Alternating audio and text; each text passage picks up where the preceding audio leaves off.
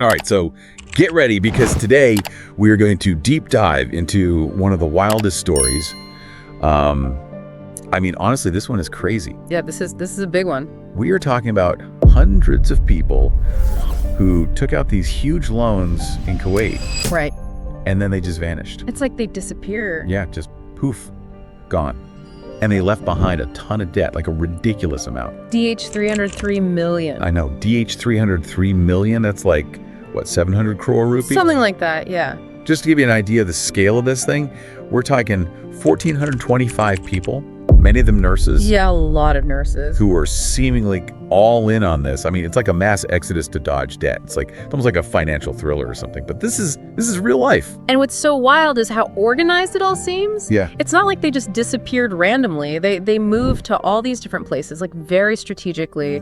Kerala, the US, England, Canada, Australia even. It's like they had a plan. Yeah. And we're talking about Kuwaiti banks now left in the lurch. Oh, yeah. We've got a loan recovery agency in Manchester. In Manchester. Yeah, trying to hunt these people down. We even have Mohammed Abdul Vasi. He's the deputy general manager of Gulf Bank.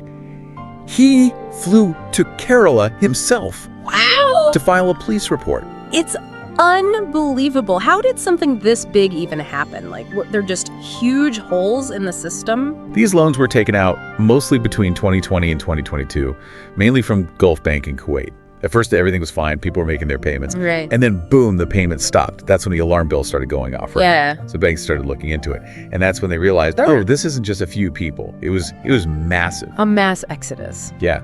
And to make things even more interesting, a lot of these borrowers, like we said, were nurses. Yeah. And there are even whispers. They were giving out loans for up to 42 times a person's salary. 42 times.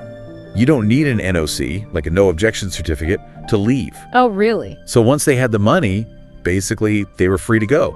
They sold whatever they had back in Kerala, transferred ownership, moved to countries where they knew they'd be safe. So yeah, even though they crossed borders, they might still have to answer for this. It's like a whole new level of this story, so they might not be as safe as they think. Exactly. And there's a lot more to uncover here. Trust me, this is just the beginning. Let's talk about the consequences. I mean, we know there could be legal trouble, but what about the Malayali community in Kuwait?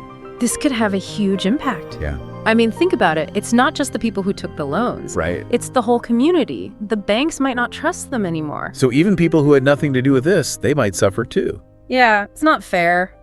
But these things happen. One bad apple can spoil the bunch, you know? It's like a ripple effect. Exactly. It shows how interconnected things are. Yeah. What about these recruitment agencies, though?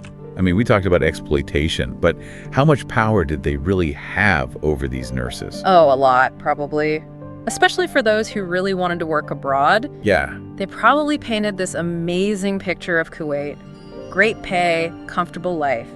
So is it possible they were tricked into taking these loans, like they thought it was their only option? It's definitely possible. And if that's true, then these agencies, I mean, they have a lot to answer for. Right. Are they just connecting people, or are they taking advantage of people? It's a big question. This whole thing seems like it's exposed some major flaws in how these agencies operate. Oh, for sure. And this is where, good journalism, good reporting is so important.